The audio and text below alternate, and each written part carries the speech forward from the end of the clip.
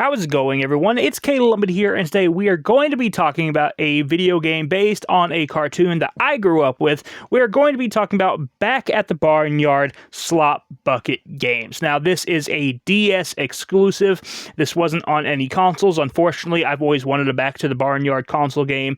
Closest thing we got to that is just a regular Barnyard game based off of the movie where the cartoon came from. Now, I'm not a huge fan of the movie. I never really got into the movie a whole lot. The only thing I really remember from the movie is the one scene where there's a cow singing that he won't back down, and then I think he gets like ate by wolves or coyotes like in the next scene or something like that. That's all I really remember from that. However, it did have a great spinoff. It had Back at the Barnyard, which I absolutely loved, and I watched that a lot growing up. And back on topic, that's what this game is based on. So this game is basically a minigame compilation. However, I will say it does something a little bit better than other minigame compilations do. It does have an actual story mode, and in the story mode, you actually do get to run around the barnyard. You get to run around this little exploration area that they give you, basically just around the barnyard and around the area around it.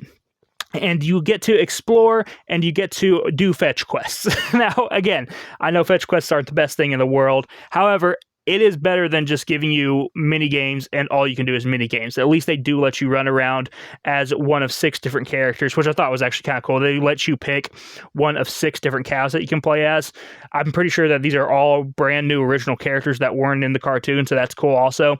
So you get to pick one of 6 cows, and you get to run around and just help these other characters set up the mini games. You go up to them, they'll give you a task, and then you have to go and find whatever they need. For example, one character wants you to set up a bike race. You need to go to the junkyard and find pieces of a bike to set it up.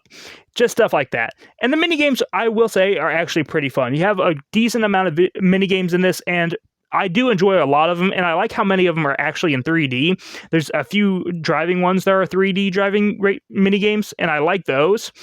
There's one specifically where you are driving a truck and you have watermelons in the back, and you are trying to go through as many checkpoints as possible with as many melons as possible in the back of your truck. And if you lose all of your melons, then the game ends. So I do like that one a lot. There's another mini game that is like you're driving basically a demolition derby style car, just basically an old junker. You're driving it through a junkyard and you're just trying to collect flags. That one's actually pretty fun as well. Like that one. And there's honestly just a decent amount here. There's a whack-a-mole mini game that I actually enjoyed. I didn't think that one was too bad. There's even a mini game that is a lot like air hockey, which I really enjoyed also. So honestly, the minigame selection is pretty good, and the presentation of them is very good as well. They do a good job of explaining everything before you go into the minigame also. And overall, the graphics of the game, I actually think are pretty nice. It's not a bad looking 3D game. They did a good job of capturing Back to the Barnyard, and they did a good job of putting it into 3D in some areas, and then you have some side scrolling areas, and those are like 2.5D. But overall, I like the way that this game looks. I like the 3D minigames, I like the 2.5D minigames, and I like this little 3D area that you get to run around. And I think it all looks pretty darn good for what it is, and it does a good job of just being a fun minigame compilation, and that's what matters most. There's a lot of minigame compilations out there, so whenever you are making one, you do need to do something to make this game stand out, and luckily, it giving you that 3D area where you can do fetch quests, while it may not be the most exciting thing in the world, at least it's something. It's something that they give you extra, and they didn't even have to do that, so that was nice. It was nice to have this area where you can at least explore a little bit and just kind of be in the barnyard and enjoy these characters, enjoy the setting, and just have some nostalgia for this cartoon that I grew up with. And if I had this game as a kid, I would have loved it. I would have played this game even more. But even as an adult, I will say this is not a terrible minigame compilation. It's not something that I can recommend to people who are not a fan of Back to the Barnyard. But if you are a fan of the series, you grew up with the series, and you are looking for some sort of Back to the Barnyard game, this is really the only option. And at least it's not a terrible option. It's not a bad game. It's not fantastic. It's not groundbreaking. It's nothing too special. But at least it's not bad. And I think that's the least you can ask for when it comes to a minigame compilation. The minigames are at least fun. It does give you a nice presentation.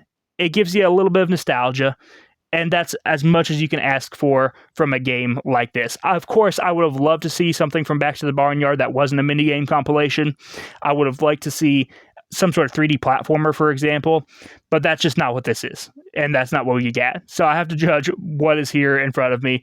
And what is here in front of me is a minigame compilation that is acceptable. And if you can find it for under $10 out and about, then I honestly think that's worth picking up for that price. I wouldn't go spending a whole lot of money on this, but $10, if you can find it for $10 at a flea market or a used game store, I think that's a pretty fair deal if you are a fan of Back to the Barnyard. And again, only if you are a fan of Back to the Barnyard. I don't think people who play this who aren't familiar with the cartoon will enjoy this as much, because you won't really have that nostalgia. You won't really have the same attachment to the characters or the setting or anything like that. And I think that that is important for a game like this. You really do need to have that connection. And I do. So luckily, I like this game. It's not amazing. It won't blow you away, but it's decent. Thank you guys for watching. I'll talk to you next time. Bye-bye.